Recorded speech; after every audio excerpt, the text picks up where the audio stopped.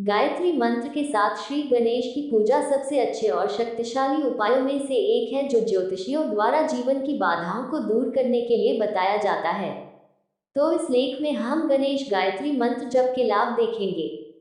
इन विशेष मंत्रों से श्री गणेश जी की पूजा बहुत ही फलदायी मानी जाती है। ये हमें बाधाओं और संकटों से बचाकर जीवन के हर सपने और इच्छा को पूरा करने में मदद करती है। भगवान श्री गणेश जी को हिंदू संस्कृति और पूजा में प्रथम स्थान दिया गया है। भगवान गणेश की पूजा हर शुभ कार्य में सबसे पहले अनिवार्य बताया गया है। देवता भी श्री गणेश की पूजा करते अपने कार्यों को संपन्न करने के लिए। ओम एकदंताय विद्महे वक्रतुंडाय धीमहि तन्नो दंति प्रचोदयात्। ये भगवान गणेश के शक्तिशाली मंत्रों में से एक है जिसका जप भक्तों द्वारा गणपति के आशीर्वाद को आकर्षित करने के लिए किया जाता है। एकदंताय विद्महे वक्रतुंडाय धीमहि तन्नो दन्ति प्रचोदयात्। एकदंताय विद्महे वक्रतुंडाय धीमहि तन्नो दन्ति प्रचोदयात्। एकदंताय विद्महे वक्रतुंडाय धीमहि तन्नो दन्ति प्रचोदयात्। एकदंताय विद्महे वक्रतुंडाय धीमहि तन्नो दन्ति प्रचोदयात्। एकदंताय विद्महे वक्रतुंडाय धीमहि तन्नो दन्ति प्रचोदयात्। एकदंताय विद्महे वक्रतुंडाय धीमहि तन्नो दन्ति प्रचोदयात्। एकदंताय विद्महे वक्रतुंडाय धीमहि तन्नो दन्ति प्रचोदयात्। एकदंताय विद्महे वक्रतुंडाय धीमहि तन्नो दन्ति प्रचोदयात्। एकदंताय विद्महे वक्रतुंडाय धीमहि तन्नो दन्ति प्रचोदयात्। एकदंताय विद्महे वक्रतुंडाय धीमहि तन्नो दन्ति प्रचोदयात्। एकदंताय विद्महे वक्रतुंडाय धीमहि तन्नो दन्ति प्रचोदयात्। एकदंताय विद्महे वक्रतुंडाय धीमहि तन्नो दन्ति प्रचोदयात्। एकदंताय विद्महे वक्रतुंडाय धीमहि तन्नो दन्ति प्रचोदयात्। एकदंताय विद्महे वक्रतुंडाय धीमहि तन्नो दन्ति प्रचोदयात्। एकदंताय विद्महे वक्रतुंडाय धीमहि तन्नो दन्ति प्रचोदयात्।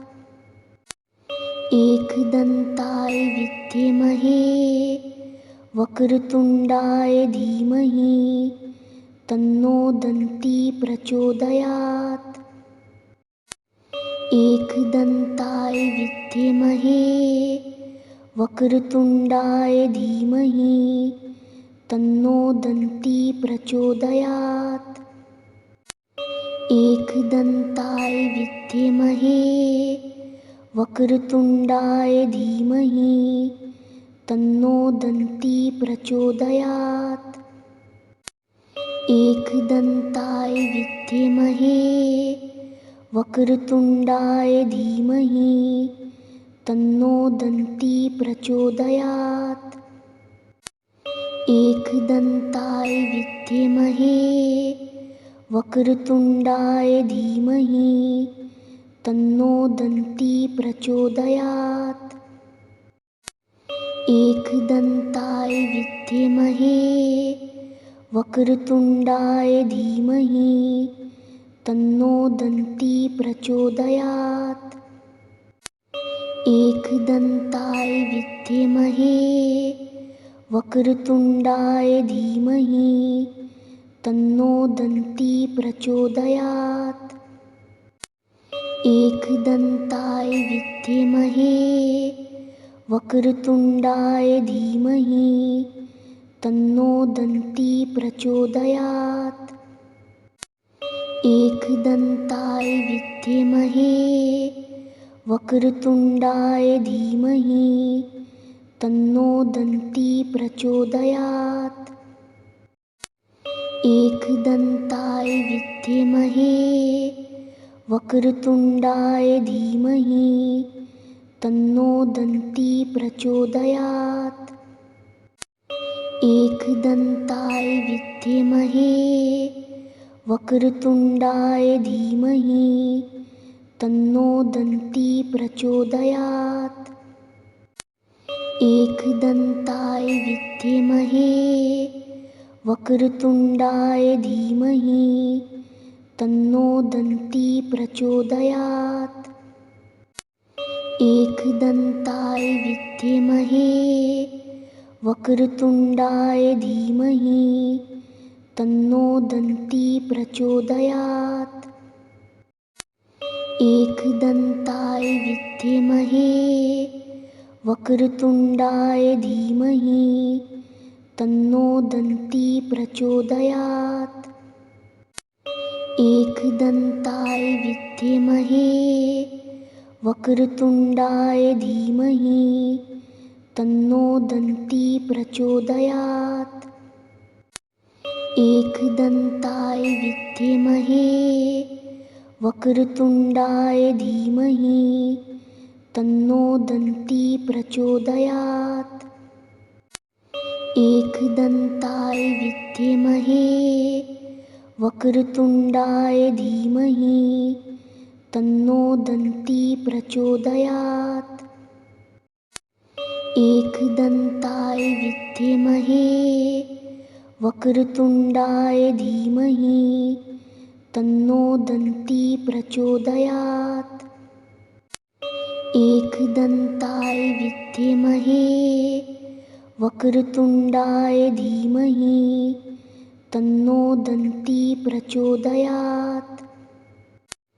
एकदन्ताय विद्महे वक्रतुण्डाय धीमहि तन्नो दन्ती प्रचोदयात्।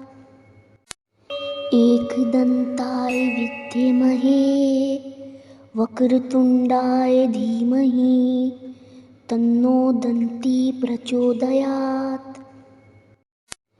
एकदन्ताय विद्महे वक्रतुण्डाय धीमहि तन्नो दन्ती प्रचोदयात्। एकदन्ताय विद्महे वक्रतुण्डाय धीमहि तन्नो दन्ती प्रचोदयात्। एकदन्ताय विद्महे वक्रतुण्डाय धीमहि तन्नो दन्ती प्रचोदयात्। एकदन्ताय विद्महे वक्रतुण्डाय धीमहि तन्नो दन्ती प्रचोदयात्।